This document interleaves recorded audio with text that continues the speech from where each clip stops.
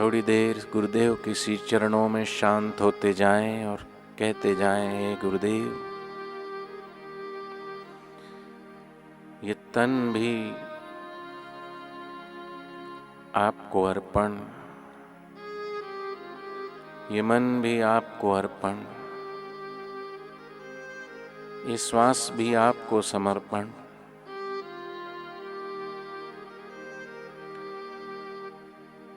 क्योंकि गुरु वहाँ विराजमान हैं जो तन का भी साक्षी है,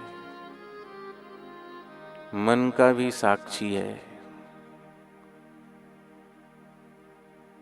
इंद्रियों का भी साक्षी है, जागृत का भी साक्षी है, स्वप्न का भी साक्षी, सुषुप्ति का भी साक्षी है। क्योंकि सद्गुरु जागृत स्वप्न सुषुप्ति चेते ब्रह्मानंद का आनंद लेते, खाते पीते या मौन ही कहते, ब्रह्मानंद मस्ती में रहते। वास्तव में ब्रह्मज्ञानी महापुरुषों की मस्ती ही वास्तविक मस्ती है। बाकी बाहर की जो मजे हैं वो सजा देकर के जीव को दुखी करते हैं। इसलिए कहा है, दुनिया के जो मजे हैं वो हरगिज कम न होंगे, चर्चे यही रहेंगे, एक दिन अफसोस हम न होंगे। दिन गुजरते ही चले जाते हैं, लोग मरते ही चले जाते हैं और चले जा रहे हैं। लेकिन मेरे सद्गुरु कहते हैं, बापूजी कहते हैं कि ये मरने वालों, और कितनी माताओं के शरीर में जाओगे और कितने पिताओं के शरीर से लटकाए जाओगे और किन किन योनियों में भटकोगे। अब तो विराम लगाओ, अब तो ठहरो, अब तो रुको। कितने कितने जन्मों तक की यात्राएं करते करते आए हो, अब तो ठहरो। और अभी तो ये मनुष्य जीवन है और ऐसे ब्रह्मज्ञानी सद्गुरु भी मिले हैं, फिर देर क्यों लगाना। दिन गुजरते ही चले जा रहे हैं, लोग मरते ही चले जा रहे हैं। बापूजी कहते हैं, जानते हैं कि ये गफलत के हैं काम, ये सब धोखे भरे काम हैं, अपने आप को ही धोखा दे रहे हैं और करते ही चले जा रहे हैं। लेकिन अब रुको, अब ठहरो। बापूजी कहते हैं, अपनी अमर आत्मा का दीदार करके जाओ। बापूजी कहते, तुम सुख दुख के थपेड़ को खाने के लिए नहीं जन्मे हो। चंद रुपए, पैसे और शादी विवाह और बाल बच्चे को जन्म दे करके और मृत्यु के आगोश में जाकर के फिर दूसरे जन्म की यात्रा करने के लिए तुम पैदा नहीं हुए हो, बल्कि इसी जन्म में उस परम आनंद, परम सुख की अनुभूति करके, जहां से फिर कोई जन्मना और मरना नहीं होता, वहां पर बापूजी हमें लेके जाना चाहते हैं। उस परम आनंद को और परम सुख को देना चाहते हैं।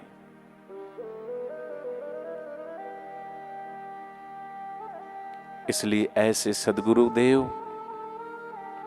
के श्री चरणों में यही प्रार्थना करें कि हे गुरुदेव, मेरी चाही मत करो, मैं मूर्ख नादान, मैं तो मूर्ख हूं, नादान हूं। जैसे माता पिता अपने बच्चों का हित सोचते हैं, लेकिन परम हितैषी तो ब्रह्मज्ञानी सच्चे सद्गुरु हैं, जो सिर्फ और सिर्फ जीवमात्र के कल्याण के, उनकी वाणी, उनके कर्म, उनकी दृष्टि उनके रुए रुए से, उनके श्वास श्वास से सिर्फ और सिर्फ एक ही चीज निकलती है कि सब उस परम आनंद को पाएं, सब उस परम सुख को पाएं। जिस परम आनंद और परम सुख को पाने के लिए ही मनुष्य जीवन मिला है। लेकिन हम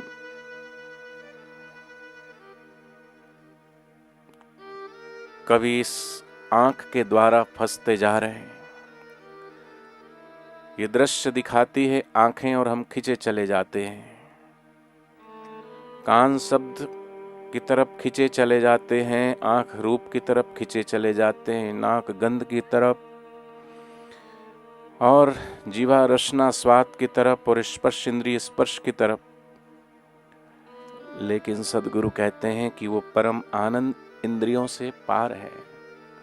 मन बुद्धि नहीं जान सके, बुद्धि जिसे पहचान सके। जय सद्गुरु देवन देव बरम, निज भक्तन रक्षण देह धरम। पर दुख हरम सुख शांति करम, निरुपाधि निरामय दिव्य परम। जय काल अबाधित शांतिमयम, जन पोषक शोषक ताप त्रयम। तीनों तापों से रहित, क्योंकि आदि व्याधि उपाधि में ही जीव जल रहा है। और सद्गुरु तीनों व्याधियों से पार करा कर के जीवात्मा को उस परम आनंद का, परम सुख का आभास कराना चाहते हैं। तो ऐसे सद्गुरु का दर्शन कहते हैं लेखे में बोई घड़ी बाकी के दिन बाद। बापूजी के सत्संग में जब भक्त बैठते हैं, साधक बैठते हैं तो भूल जाते हैं अपने देह को। न मन रहता है, न बुद्धि, न इंद्रियां। गुरु साधक के चित्त को चुरा लेते हैं, क्योंकि ये चित्त ही दौड़ाता है, भगाता है इधर से उधर संकल्प और विकल्प का जो ट्रैफिक है। सद्गुरु के सत्संग से वो ट्रैफिक शांत हो जाता है, चित्त शांत हो जाता है। और चित्त शांत होते ही, एकाग्र चित्त होते ही, वो एकाग्रता का ही रस है, लेकिन रस आने लगता है, मन शांत होने लगता है। ये करोड़ों करोड़ों साधकों का अनुभव है। और इसलिए कहते हैं एक बार जो दर पे आता है, बापूजी की दृष्टि जिस पर पड़ जाए, एक बार भूले से भी मेरे बापूजी के सत्संग में कोई आ जाए और बापूजी की अमृत वाणी उसके कानों में पड़ जाए, और पड़ी है किसी ना किसी माध्यम से, अगर उसको सत्संग मिल गया, कहीं से उसको कैसेट सुनने को मिल गई, कहीं टीवी पे बापूजी का सत्संग सुन लिया, देख लिया, तो उसको ऐसा लगता है कि बापूजी उसको बुला रहे हैं, बापूजी उसे अपनी ओर खींच रहे हैं।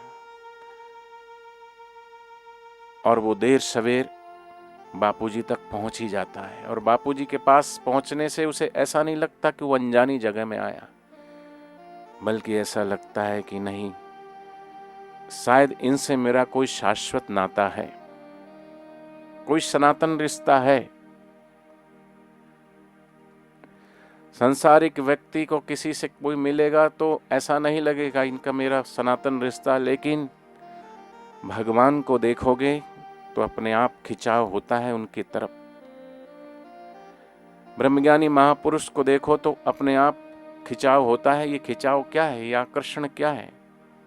वास्तव में उनसे हमारा सनातन नाता है, जन्मों जन्म का नाता है। और ऐसे बापूजी की वाणी किसी न किसी रूप में किसी को भी प्राप्त हो जाती है। एक बार जो दर्शन पाता है बस आपका ही हो जाता है। क्या खूब आपकी प्रीति, हम धन्य आपके चरणों में, सत्संग की गंगा बहती है गुरुदेव आपके चरणों में।